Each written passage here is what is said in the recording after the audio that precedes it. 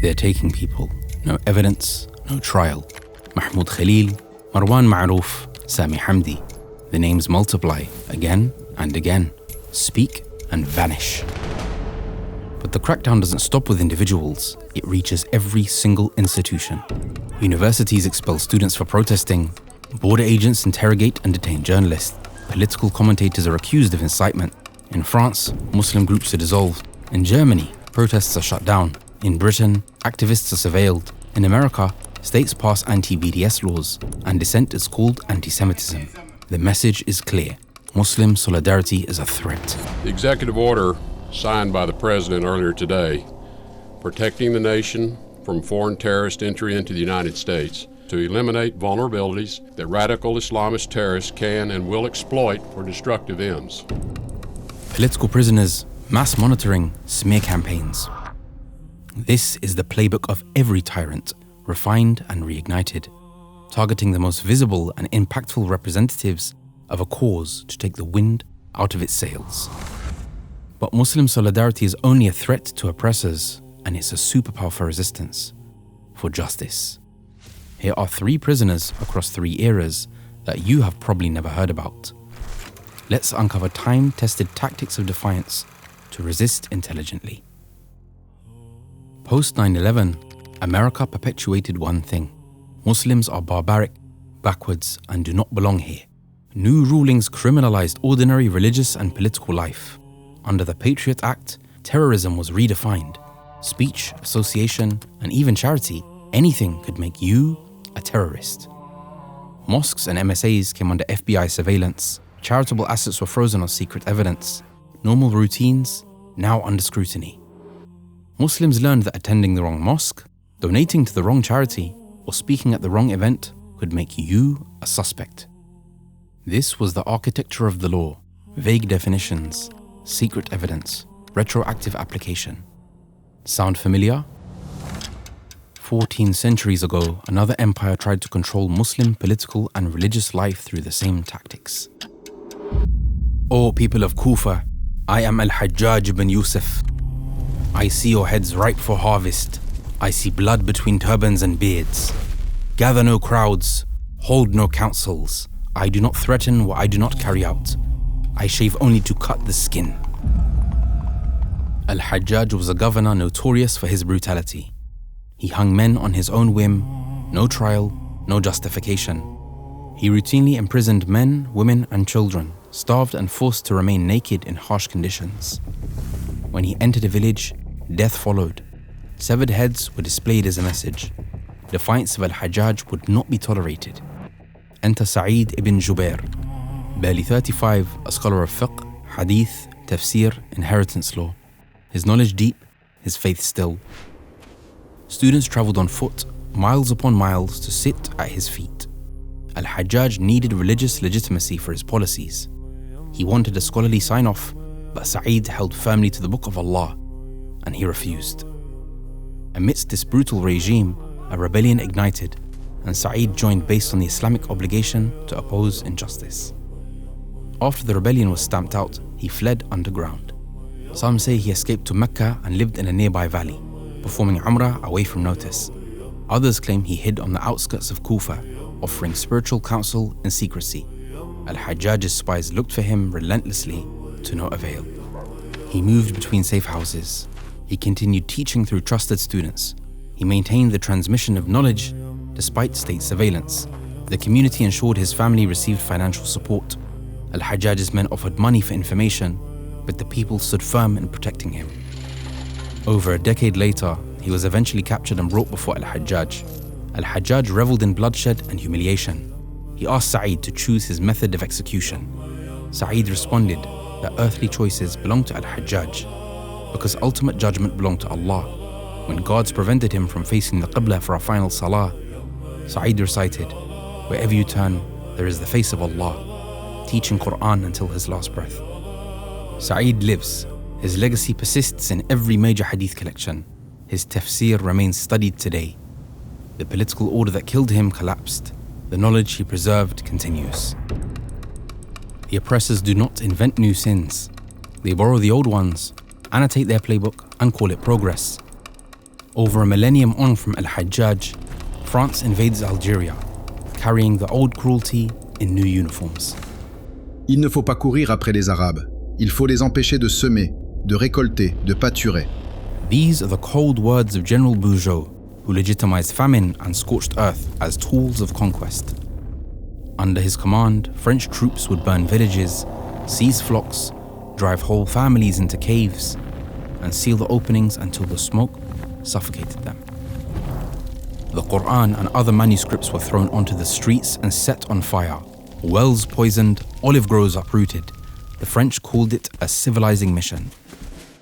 Algeria is a creation of the French. Before the French came to the land now known as Algeria, it was nothing more than a conglomerate of warring tribes. Against all of this rose Al-Emir Abdelkader, scholar, hafiz, and soldier. He studied Islamic law, medicine, philosophy, and horsemanship. While fighting on the battlefield, Abdelkader created a state that moved with the resistance in just 2 years. Courts that traveled, schools that operated in liberated territories, economic systems independent of colonial control, with an army of 2,000 trained soldiers. By 1838, his authority stretched from the Saharan oases to the Moroccan border. When the French studied their situation, they realized the problem. Killing Abdelkader would create a martyr, but keeping him in Algeria meant relentless resistance. Their solution was to send him to exile in Damascus in 1847. They believed the war was over, but they had misread the history of Muslim resilience. In Damascus, Abdelkader became a living symbol of principled resistance. He taught, he wrote. During the 1860 Damascus riots, he sheltered thousands of Christians in his compound, protecting them from sectarian violence. Even European newspapers could not reconcile this with their propaganda about Islam. The French had exiled Abdelkader, but they never saw the movement his supporters built in the shadows. They carried his writings back to Algeria, maintained his legal judgments, and preserved his vision of an Islamic society. And because France leans on her empire for economic and military strength, these colonies must be protected and defended. The French controlled Algerian territory for 132 years, a span long enough to redraw maps, but not long enough to break these channels, because this was never only a struggle for land, but for Allah, to protect an Islamic identity rooted here since the first Muslims arrived in North Africa in the 7th century. And in 1962, after generations of resistance, Algeria finally gained independence, breathing once more Emir Abdelkader's vision of an Islamic society. The strategy shifted. They didn't kill Abdelkader, they simply moved him. But the networks had learned to survive across regions and across generations, preserving knowledge, enduring every attempt to be expelled. Half a century later, another chapter of this playbook begins. But there are community leaders challenging the status quo, and the US throws the book at them. That's what happened to Imam Jamil Al-Amin. As Imam Jamil, he connected that struggle to 14 centuries of Islamic resistance. He became something the state could not categorize, a black man who would not budge, a Muslim who would not forget. He was an internal challenge that linked America's racial oppression to global patterns of injustice.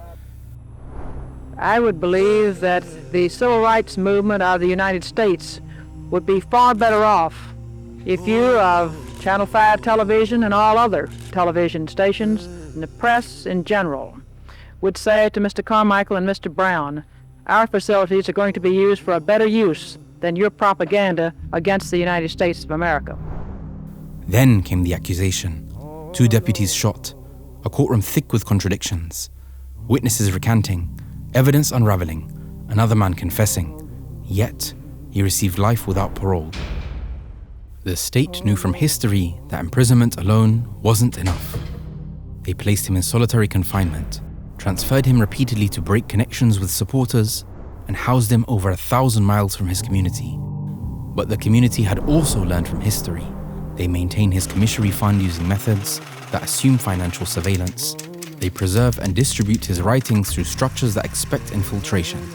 They document his case for future challenges. We've been able to locate a confession, a video confession of the man who actually committed this crime. And we actually have paperwork from the 11th Circuit Court of Appeals condemning the Fulton County District Attorney's Office for their gross and egregious violations of my father's constitutional rights. I'm an attorney, but I'm not here as an attorney. I'm here as a son who's been without his father for 21 years, and I would love to have them back before he passes away behind bars.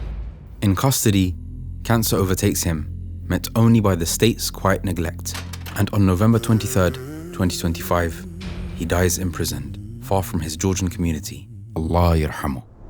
But Imam Jamil, rahimahullah, his legacy continues. Young Muslims read his abolitionist writings. Scholars draw on his critiques of racial and colonial power, and communities organized by the principles he taught. He continues to live through us, and we will refuse to let the state erase him, as we bear the immense weight of his passing.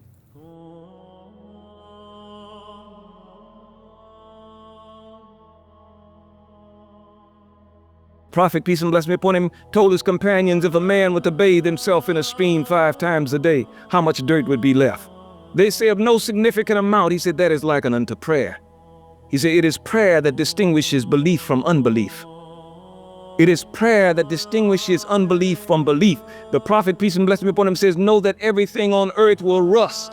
He says, but know that for everything that will rust, there's a tonic that will remove rust. And his companion asked him, said, will the heart rust?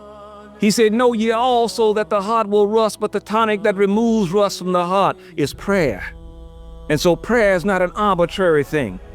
It has been commanded upon us to do 5 times a day at a prescribed time and in a prescribed manner. Because again, you're talking about bringing about the change. You're talking about being able to deal with the situations that you find yourself confronted with today.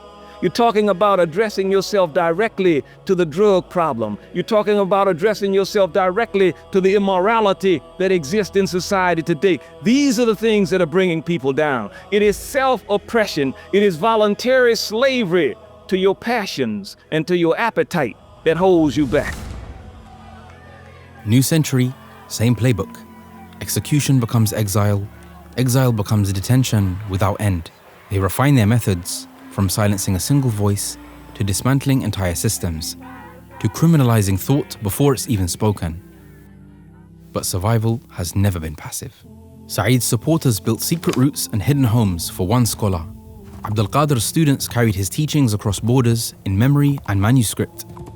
Imam Jamil's people built channels that survive under relentless state scrutiny. And now, the battlefield shifts again. Today, the state doesn't always need bars, just fear. Speak and they come for your livelihood. Speak and they come for your future. Speak and they come for you. And to those who are imprisoned, they say, there is no way out. But our history and deen tells us otherwise. We do not forget those who stood firm. We organize, pool resources for legal defense, build communication that survives surveillance, archive before they erase, support families for the long haul, document everything for the moment it matters, and leave the rest to Allah. Because communities rooted in truth have always outlasted the regimes, not by a miracle, but by persistent, patient, organized resistance. The names we began with, Mahmoud Khalil, Marwan Marouf, Sami Hamdi, Rumaysa Uzturk, Wad Saqiq, Laqa Kurdiya. Join this continuum. You are not a spectator to this playbook. You are the next line in its undoing.